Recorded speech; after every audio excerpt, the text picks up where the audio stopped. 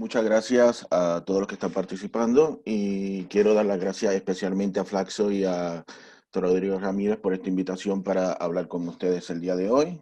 Sí, yo quiero comenzar dando un par de pasos hacia atrás para empezar a hablar un poco acerca, no tanto de la normativa, no tanto de los ejemplos, sino hablar un poquito más de la tecnología, qué es lo que y cuáles son las distintas plataformas que es la que nos están ofreciendo estos servicios de Internet. Como ustedes saben, participo de 5G América, que es una asociación que tiene como eh, función promover la conectividad en América Latina y el Caribe, sobre todo en aquellas áreas donde no tenemos servicio en estos momentos. Tenemos distintos miembros y nosotros operamos en consenso tanto entre los operadores y fabricantes, desarrolladores de tecnología que son parte de la asociación, como también en consenso en lo que estamos diciendo en nuestros diálogos con los distintos actores de la industria de telecomunicaciones, tanto desde Canadá hasta Tierra del Fuego. No cambiamos nuestro discurso dependiendo del país, no entramos en temas de competencia, nunca hablamos de empresa y tenemos una labor más pedagógica donde me centro en explicar qué tiene que haber en un mercado para que cuando despliegues la tecnología pueda funcionar a cabalidad y cumplir con esos parámetros que siempre estamos escuchando o siempre estamos leyendo en los distintos catálogos o en las distintas explicaciones, y cuando vemos en nuestros mercados realmente no nos llegan esos 2 megabits, 20 megabits o el gigabit, y por eso nosotros producimos información que va desde aspectos técnicos como aspectos muy puntuales dentro de los distintos mercados, y todo lo que hacemos es libre de costo y se puede encontrar en brechacero.com, que de paso es un repositorio donde estamos enumerando y estamos catalogando todos los esfuerzos que en América Latina y el Caribe se están haciendo para utilizar las tecnologías de información y comunicaciones para fomentar desarrollo económico, desarrollo social y poder ver esos proyectos de innovación social que utilizan las tecnologías para ayudar tanto a nivel local como nacional en nuestros países.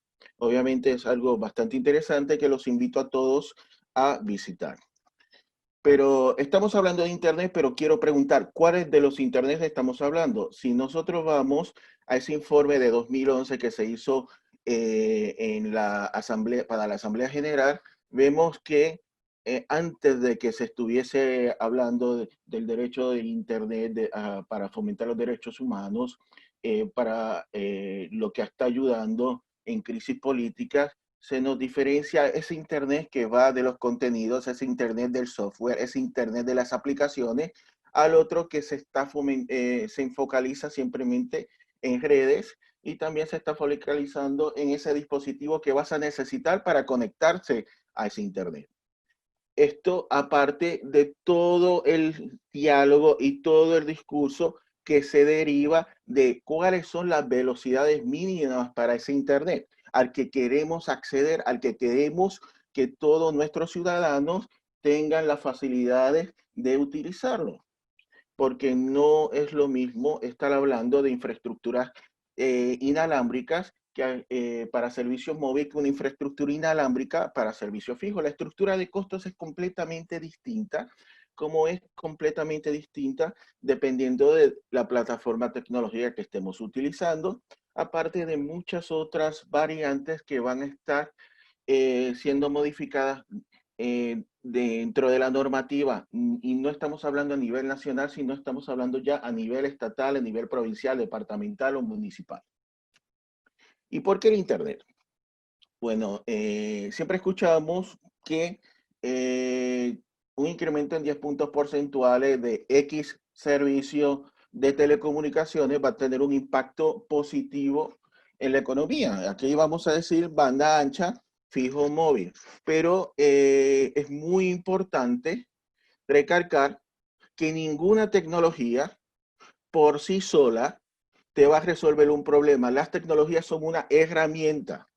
Tienes que, esa tecnología que se esté desplegando tiene que estar acompañada de iniciativas de educación, porque una cosa es colocar internet, dar kioscos de cibercafé en zonas apartadas y, como hemos escuchado, la gente se limita a visitar páginas sociales. No, tiene que haber una educación, tiene que haber una capacitación para que la gente pueda identificar cómo estas nuevas redes de Internet que nos están llegando nos pueden ayudar a evolucionar nuestra carrera, ya sea profesional, cómo podemos utilizarla para mejorar nuestras condiciones de vida.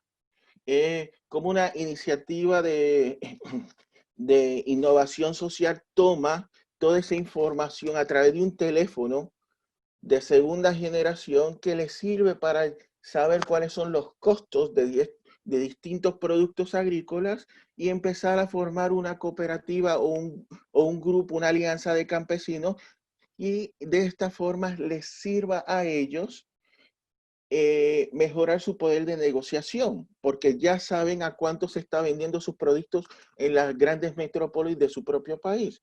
Eso es lo que estamos hablando cuando estamos pensando de las tecnologías, nos ayudan a incrementar hasta un 3,6% del PBI anual.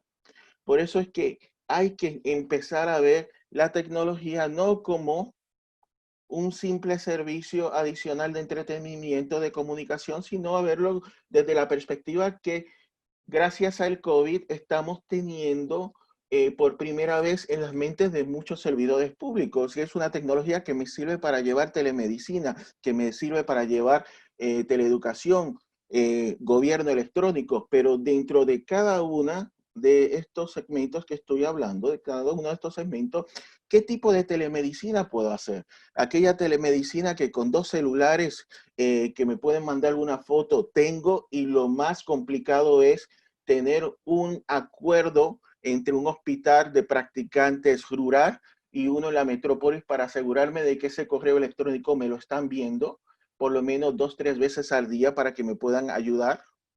O estamos hablando de esa telemedicina donde que nos muestras en ferias de tecnología donde tenemos un robot haciendo un proceso quirúrgico. O sea, tenemos niveles de segmentación. En teleeducación estamos aprendiendo en estos momentos de que no es lo mismo tener 8 horas a un niño mirando a un profesor de forma presencial con una pizarra, a tenerlo siendo educado por medio de una tableta o por medio de un portátil. Los sistemas pedagógicos a ser utilizados son completamente distintos, y sin hacer ese esfuerzo, sin hacer ese discernimiento de cómo podemos utilizar de forma correcta las TIC, nunca vamos a estar llegando a ese 3,6% de crecimiento anual por cada 10 puntos porcentuales, y ustedes deciden el servicio si es banda ancha, LTE, 5G, etcétera. Porque la tecnología de por sí, no solo 5G no te va a resolver los problemas, no te lo va a resolver ni la fibra, ni el par de cobre, ni el 3G, ni el 4G. Tiene que haber un impulso para que se dé esa causalidad que te lleve a ese crecimiento de 3,6%. Y cuando estamos hablando de tecnología, agrupémoslas en 4 grandes grupos. Tenemos las tecnologías satelitales, tenemos aquellas alámbricas, el par de cobre que ya mencioné, los cables coaxiales, tenemos la fibra óptica tradicional, tenemos fibra óptica de plástico, etcétera. Tenemos las redes inalámbricas móviles y las redes inalámbricas fijas para, digamos, para punto a punto. Cada una de estas tecnologías tiene sus ventajas, cada una tiene su estructura de costos, y cada una tiene que cumplir con marcos regulatorios que pueden ser a nivel internacional, nacionales o locales. Lo más adecuado cuando sí lo que estamos buscando es llevar cobertura es tener un acercamiento flexible e híbrido que sea costo eficiente, colocando la mejor tecnología en la localidad que tienes como destino.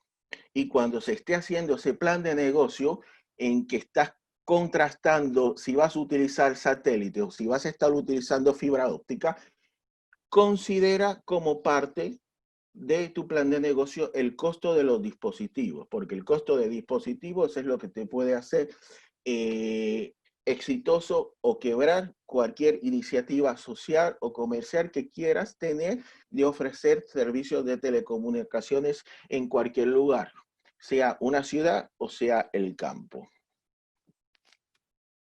¿Y cómo estamos en América Latina cuando estamos hablando de la acceder a la tecnología?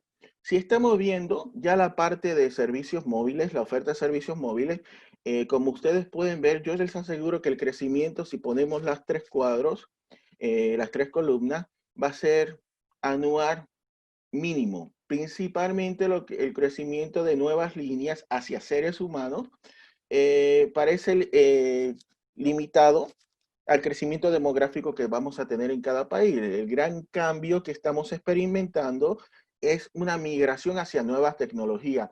Y esto es sumamente importante porque la tecnología no es estática, la tecnología está evolucionando constantemente y esto aplica tanto para las redes alámbricas como para las inalámbricas. Entonces, cuando estamos hablando de vamos a estar ofreciendo Internet, ¿cuál Internet estamos hablando? ¿De qué año es ese Internet? Si estamos hablando de las tecnologías móviles, la organización que hace los estándares, el 3GPP, lo llama los releases, las versiones. Cuando estás haciendo las versiones, la primera versión de 4G que se lanza en los países escandinavos viene siendo la 8. Cuando estamos hablando de lo que empieza a llegar a América Latina es la versión 10. ¿Cuál es la diferencia entre la 8 y la 10? Bueno, uno te da velocidades típico de 20 megabits por segundo, donde tenías redes de 3G con HSPA que te estaban dando velocidades sobre 50 megabits por segundo, y la versión 10, si haces una agregación de portadoras, viene y te da velocidades pico de hasta 300 o 500 megabits por segundo, dependiendo la cantidad de espectro agregado que tú que le vas a estar asignando para tener ese bloque virtual. Entonces, cuando estamos hablando de acceso a Internet, que queremos para nuestros ciudadanos, tenemos que ser conscientes de que constantemente está cambiando, que constantemente está evolucionando. Si nosotros vemos, enfocándome más a tecnologías inalámbricas, que es la parte más intensa en términos de inversión, eh, vamos a tener una nueva tecnología, una nueva generación, como lo llaman comercialmente, porque en términos oficiales ningún documento te dice el estándar es para generación X, no.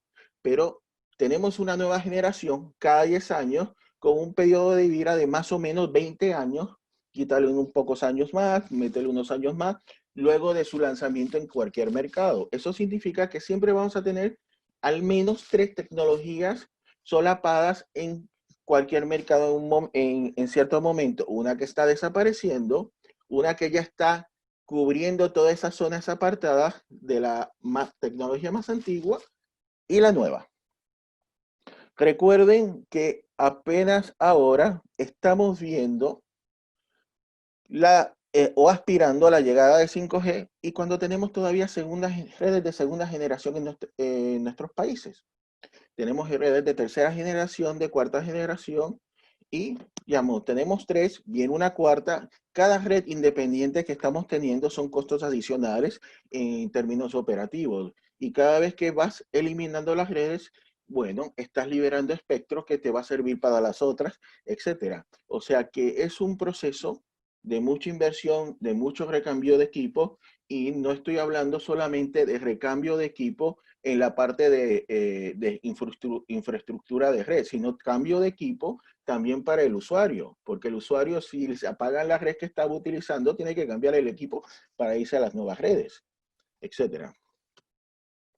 Y también, en el caso de Chile, como ustedes lo pueden ver, esta es la evolución que han tenido las tecnologías. Aquí el grado violeta viene siendo, o púrpura viene siendo lo que viene siendo 4G. Esto es teniendo en consideración que 4G se lanza en Chile de forma atrasada con otros mercados de América Latina. Chile siempre estuvo liderando los lanzamientos de segunda generación y tercera generación, siendo primer mercado en América Latina continental en hacerlo. Ya para LTE se tardó 2 años luego desde el lanzamiento que hubo en Uruguay, en Brasil y Puerto Rico, y ya para 2013 teníamos varios países de Sudamérica ya con la oferta, pero lo que sí vemos es que tienes un perfil de usuario donde cualquier nueva tecnología que vayas a lanzar te la van a adoptar rápidamente. Y lo otro es que independientemente del total de líneas que te pueden decir que hay en el mercado, en términos de usuarios únicos, o sea, seres humanos contabilizando con acceso a Internet, Chile está sobre el promedio latinoamericano, que está más o menos en 75% de usuarios únicos, con un 84%. O sea, cada persona adulta de teléfono móvil en Chile la tiene, a menos que haya situaciones extraordinarias que te impidan tener esa línea de teléfono. Y cuando estamos hablando de la llegada de nuevas tecnologías, sean por microondas, sean tecnologías móviles, sean por medios alámbricos, el país sí está preparado para acogerla siempre y cuando las mismas reciban los insumos necesarios para poder funcionar. En el caso de 5G, y lo voy a explicar más tarde, sería espectro radioeléctrico, aparte de, eh, eh, perdón, aparte de que hay una flexibilización en términos de la rapidez que puedas estar desplegando la tecnología. Y es sumamente importante, si estamos hablando de 5G, pensar en la fibra óptica. No puedes pensar en 5G sin pensar en fibra óptica, porque esa antena que vas a estar colocando de 5G, que tiene la capacidad de soportar eh, hasta 1 millón de conexiones por kilómetro cuadrado, siendo de esas conexiones de más de 100 megabits por segundo cada una, tiene que tener un backhaul, o sea, tiene que tener un tipo de conexión que lleva de la antena a la red dorsal de ese país toda esa información, o sea, la que se genera y la que se recibe. Y eso no lo vas a tener si no lo tienes con fibra óptica. Hay lugares que son bastante remotos donde es oneroso tener fibra óptica. Ok, es muy cierto. Puedes utilizar otras alternativas como satelital o microondas, pero no esperes que tengas el mismo desempeño ni en velocidades ni en latencia. Pero cuando estamos hablando en latencia, muchas veces este aspecto impacta más al sector corporativo, al sector empresarial, al sector gobierno, que al usuario final. Si estamos viendo lo que está pasando en Chile a nivel latinoamericano, en términos de capilaridad fibra óptica, no tan solo en hogares, está muy bien posicionado. Me parece que el único país que lo supera a Chile en este renglón viene siendo el Uruguay, donde en términos de fibra al hogar, Chile estamos hablando de alrededor de 1/3 de los usuarios según números de Subtel, y en Uruguay estamos hablando, perdón, 1/3 de los hogares, y en Uruguay estamos hablando de más de 75, casi 80%. Pero cuando estamos hablando de fibra óptica, estamos no tanto al hogar, porque no les vamos a poner una antena encima de cada casa. Estamos hablando de esa capilaridad para poder empezar a llevar fibra a la torre o fibra a la antena, como había dicho anteriormente, para poder sacar todo ese tráfico. También es sumamente importante todo lo que tiene que ver con salidas internacionales de tráfico. Por eso es cuando se está hablando que si una nueva, el proyecto de fibra óptica, de tener la tercera fibra óptica en Chile, esos proyectos de llevar un cable submarino a Asia, son bienvenidos en términos de sacar más tráfico, porque según vayan llegando nuevas tecnologías, y esto aplica tanto a aquellas que son inalámbricas como alámbricas, las nuevas tecnologías con más capacidad de ofrecer velocidades mayores, lo que tienen como resultado inmediato un mayor uso por los usuarios.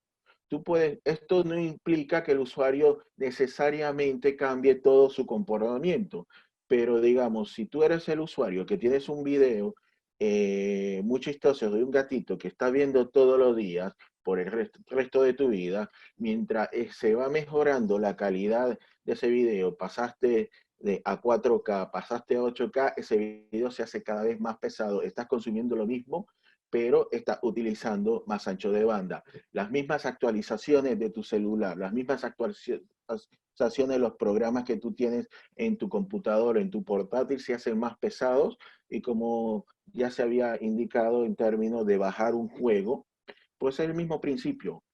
Aún sin cambiar grandemente tus hábitos de consumo de Internet, que sí van a cambiar, vas a estar consumiendo más datos. Por eso es sumamente importante tener todas esas salidas, tener eh, servidores, hacer lo que están cercanos, donde puedas tener ese contenido apropiado de cerca para no estar incurriendo en gastos innecesarios como hace Netflix. Por eso es que las iniciativas de degradar la señal que algunas redes sociales como Facebook hicieron durante el COVID-19 son cosas positivas para mantener ese tráfico bastante bajo. Independientemente que en América Latina el incremento en tráfico haya sido de un 20 un 40% en promedio durante lo que viene siendo la pandemia. Y algo sumamente importante que me parece que mencionaron varios de los ponentes anteriores, la banda ancha fija no es lo mismo que banda ancha móvil, ni en estructura de costos, ni en facilidad de los dispositivos para que la gente pueda educarse, para que la gente pueda tener charlas de telemedicina o pueda trabajar. Es una falacia quien quiere equiparar la banda ancha móvil con la banda ancha fija en estructura de costos y en términos de todas las funcionalidades que quieras hacer con ella, sobre todo cuando estamos hablando de los topes que vas a tener por una cuestión de precios en cada una de ellas. Y en la parte de abajo lo que estoy mostrando son cómo estamos en Chile en términos de banda ancha al hogar. Y este es otro punto, porque no todas las bandas anchas son iguales. O sea, aquí, si nosotros vemos, tenemos que alrededor de cerca de un 20% de los hogares con banda ancha en Chile tienen conexiones de hasta 10 megabits por segundo. Cuando estamos hablando de que puedes tener una familia de más de 3 personas confinada en su casa, donde tienen que hacer teletrabajo, tienen que hacer teleeducación, digamos que sí hay 3 máquinas donde se pueden, digamos, 2 tablets y un portátil para tener a las 3 personas conectadas simultáneamente. ¿Acaso eso es suficiente para que puedan ellos de forma normal, sin interrupciones, poder hacer sus trabajos de teleeducación y teletrabajo? La respuesta muchas veces va a ser no. Y el hecho de que puedan tener la oportunidad de teleeducación y teletrabajo, ya estamos hablando de cierto nivel de privilegio. No todo el mundo tiene teleeducación o teletrabajo, sobre todo cuando estamos contando en América Latina y obviamente en Chile, los niveles de pobreza en Chile son bastante bajos de por ciento, pero la economía informal es un segmento bastante importante de lo que vamos a tener en la economía chilena y obviamente si eres parte de esa economía informal, lo más seguro es que no vas a tener la oportunidad de hacer teletrabajo o no vas a tener a tus hijos en algún colegio que pueda hacer teleeducación. Y aún si tienes al niño en algún colegio que tienes teleeducación, ¿qué pasa si vives en una comuna o que si vives en una localidad bastante apartada donde no tienes ese acceso a Internet? Digamos, estamos haciendo una segmentación dentro de la misma aula eh, de los párvulos. Y cuando estamos hablando de las nuevas tecnologías, siempre escuchamos términos que van a estar eh, acoplados o términos que van a estar soportados por estas 4 plataformas, que si la ciudad inteligente, que si el edificio inteligente, la ciudad 4.0, el Internet de las cosas, todo esto viene siendo eufemismo para la transformación digital, que es el uso de la tecnología para maximizar la eficiencia de todos los segmentos productivos de la economía. O usar la tecnología para que haga el diario vivir de una persona muchísimo más fácil. Pero ¿qué pasa? La transformación digital no es igual para todo el mundo. Si vemos a la mano izquierda, no todos esos dispositivos me dan el mismo acceso para todas las aplicaciones que quiero hacer, y algunos de esos dispositivos me van a estar anclando solamente a un tipo de tecnología a la que puedo acceder. En un mundo totalmente IP, casi ninguno de estos teléfonos me va a llevar esa red 4G. Más de la mitad de esos teléfonos no me dan acceso a las últimas aplicaciones de mayor uso entre los jóvenes, entre los infantes. Y tampoco me permiten hacer las actualizaciones a los sistemas operativos que ellas tienen. Entonces, cuando estamos hablando de transformación digital, cuando estamos hablando de Internet, cuando estamos hablando del tipo de servicio que vamos a tener, hay que recordarse que estamos en un ecosistema totalmente fragmentado.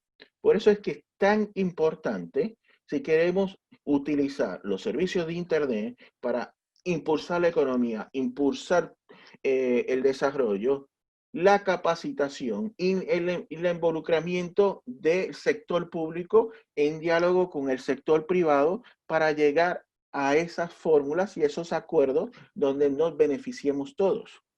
Porque es un sector muy, muy fragmentado, donde con ciertas excepciones dentro de esta América Latina de nosotros, casi todos los productos son importados y se tienen que pagar en dólares o se tienen que pagar en euros.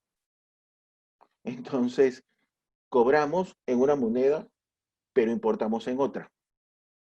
Y eso es algo que no se debe olvidar. Y por eso el diálogo entre los distintos actores, público, privado, también si desean sociedad civil, son claves para cualquier proyecto que estemos pensando que tenga que ver con esa famosa transformación digital a la que inevitablemente nos estamos encaminando todos. Y hago una alerta, la transformación digital no va a pasar el día de mañana, ni la semana que viene, ni el año que viene. Esto es un proceso en el que estamos iniciando, que va a tomar décadas, y el 5G es prácticamente una de las plataformas con las que vamos a estar iniciando esta famosa transformación digital, llamémosla como la queramos llamar. Y obviamente, cuando estamos hablando de los teléfonos, recuerden que si queremos utilizar los últimos servicios disponibles, necesitamos un teléfono inteligente, un smartphone. Según estatistas, estos son precios promedio de lo que vienen siendo los smartphones en Estados Unidos. Veamos la parte azul. Estamos en $528 el año pasado, a 492 este año, a 458 el año que viene. Esto solamente por el dispositivo. Recuerden que en América Latina tenemos salarios mínimos de 200 a $500, $600. Bueno, con la caída de las monedas regionales, también ha caído el salario mínimo. O sea que acceder a la red es un problema.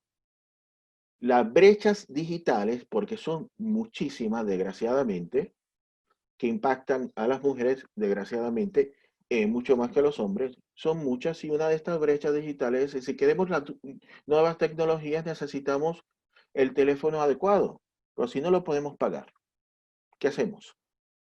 ¿Sabe? ¿Por qué? Porque no es cobertura, es poder tener ese poder para conectarte, digamos, y no es ese poder para conectarte, ese poder para conectarte, comprar el dispositivo, o sea, costo de acceso y luego el costo de mantenimiento de poder estar pagando para continuar un servicio. Y eso es algo que muchas veces no vamos a poder lograr a menos que empecemos a buscar alternativas. Eh, Como muy bien se dijo en San Luis, una alternativa brillante, hacer ese crédito fiscal para el incremento de dispositivos, bajar impuestos como se está haciendo durante el COVID de 19% en Colombia, quitar impuestos de importaciones como se han hecho en distintos países de la región a dispositivos de gama media o gama baja. ¿Para qué? Para buscar un incremento en el número de personas que se pueden adoptar. Si la cobertura fuese el único indicativo de tener o no tener internet, casi toda América Latina tendría internet, porque toda América Latina tiene cobertura satelital, de banda ancha o de telefonía. Solamente necesita ese teléfono satelital que te cuesta 1.000, 2.000, 3.000 dólares y tiene servicio. Pero no es así. El dispositivo es clave al momento de poder acceder, y es un dispositivo que puede acceder a esas José, creo que te aplicaciones y esos perdimos. servicios que quieres tener. ¿Perdón? ¿Alguien me habló? Perfecto, ahora se te escucha nuevamente. ¿Aló? ¿No se me Sí, te escuchaba? escuchamos. No Ok. se escuchaba. ¿En qué parte se dejó de escuchar?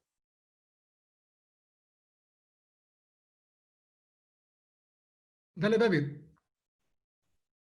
Se escucha, Eh, dale.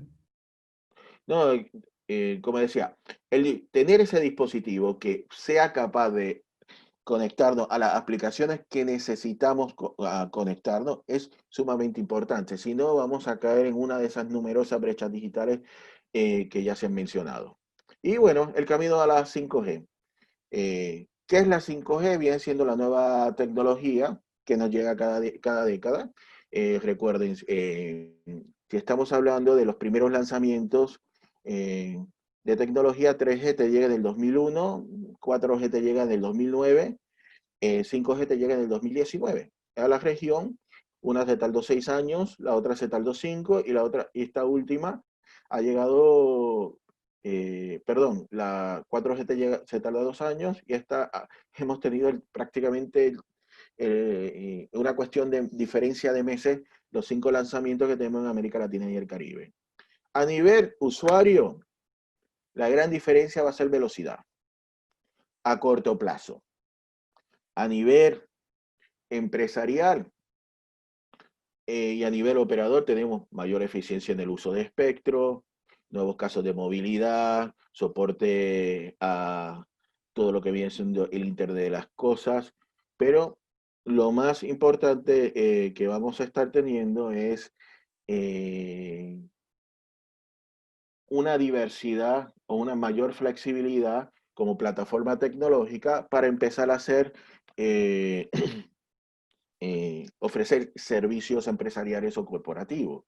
Sí, la banda ancha va a ser muy superior a la de LTE, pero esto va a requerir muchísimo más espectro del que le estamos hablando.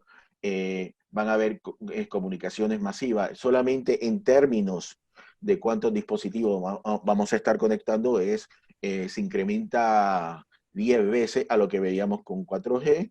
Y obviamente todo lo que viene siendo comunicaciones ultra confiable de baja latencia, digamos, una latencia de 1 milisegundo, que es suficiente para hacer ese proceso quirúrgico en tiempo real, siempre y cuando esté en una distancia apropiada. Eso es lo que nos está dando a corto plazo el 5G. Pero lo que yo siempre menciono es, piensen hace 10 años, cuando estaban con sus nuevos teléfonos inteligentes, de las aplicaciones a las que tenían acceso, y se van a acordar que muchas de ellas al inicio eran de sus propios proveedores de servicio. Luego empezaron a incrementar de una forma exponencial, con muchos jugadores no tradicionales entrando a ofrecer sus propias aplicaciones. Cuando vayamos en el caso de 5G, y cuando vayamos en el caso de lo que viene siendo el Internet de las cosas, que utilizar dispositivos ya sea para el sector agropecuario, para logística, para seguridad, para todo lo que viene siendo energía, minería, etcétera, vamos a tener empresas no tradicionales que empiezan a entrar en el mundo de las telecomunicaciones para aportar su conocimiento y hacer ese tipo de dispositivos que muchas veces no van a tocar al ser humano. O sea que es una cuestión evolutiva, que así va yendo, evolucionando la tecnología. Los dispositivos van a estar evolucionando, y muchos de ellos van a atender demandas que en estos momentos no sabemos. Y muchos de ellos van a facilitar tanto aplicaciones y servicios del sector corporativo y privado, como también van a facilitar un montón de operaciones del gobierno. Y obviamente otras van a estar favoreciendo a las personas. No queda duda que el teléfono celular va a evolucionar desde su ancestro analógico a convertirse en este mundo digitalizado alrededor de nosotros, en el control remoto donde vamos a controlar desde el auto, el refrigerador, el televisor o hacer simplemente una videollamada. Y cuando estamos hablando de los millones de conexiones que vienen en el Internet de las cosas, ahí estamos justificando muchas veces la aparición de 5G. Mira, las conclusiones, el Internet no es un ente estático, es algo evolutivo y que no se refiere solamente a infraestructura o dispositivos. No hay que olvidar el mundo no tangible que revuelve alrededor del Internet. Hay que considerar cuál es la estructura de costos, no tan solo de las cosas tangibles, sino de las intangibles. Y para poder hacer una estrategia inclusiva, donde estemos buscando la oferta de servicios a la población, tenemos que considerar la intervención del gobierno, el sector privado y también de la sociedad civil. Sin diálogo no vamos a lograr nada. Muchas gracias.